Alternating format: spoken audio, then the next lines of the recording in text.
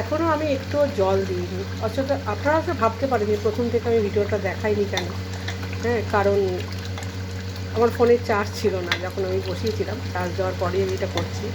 আমি বেশি মানে কাজু, তারপরে চালমগজ এসব দেওয়া পছন্দ করি না। সবসময় আমি চেষ্টা করি ফ্রেশ ঘরের যে মশলা আছে সেটা দিয়ে করার। কারণ মাটন বা চিকেন তার একটা আলাদা টেস্ট আছে, সেটা কেন কাজু টাজু দিয়ে সেই কাজুর টেস্টটা আনবো।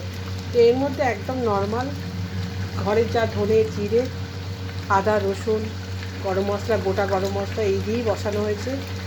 আর যেটাই হোক মানে মাংস, বিশেষ করে আমাদের বাঙালিদের মাটন বা চিকেন যেটাই হোক না কেন, আমি মনে করি তিনটে জিনিস খুবই এসেন্সিয়াল। সব থেকে ফার্স্ট তিনটে জিনিস প্রয়োজন। ওই তিনটে জিনিস যদি থাকে তাহলে কিন্তু খুব সহজেই মাটন বা চিকেনটা হয়ে যায়। যেরকম ফার্স্ট হচ্ছে তেল, সেটা সর্ষের তেল হলে খুবই ভালো হয়। না থাকলে এখন অনেকেই সর্ষের তেল খায় না, কিন্তু সর্ষের তেল ছাড়া একটু ফিকা হয়, কিন্তু বাকিটার ওভারঅল ঠিকই থাকে। আর তার সাথে হচ্ছে গার্লিক মানে রসুন আর ধনে গুঁড়ো। ধনে, রসুন আর তেল এই তিনটে কিন্তু খুব ইম্পর্টেন্ট। হ্যাঁ, পেঁয়াজ, হলুদ, লঙ্কা এগুলো তো লাগেই, কিন্তু আছে না যে কিছু জিনিস থাকে একটু বেশি ইম্পর্টেন্ট।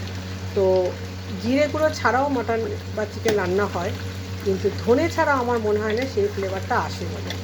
তো আপনারা অতি অবশ্যই যখনই রান্না করবেন এই তিনটে জিনিস সবসময় খেয়াল রাখবেন।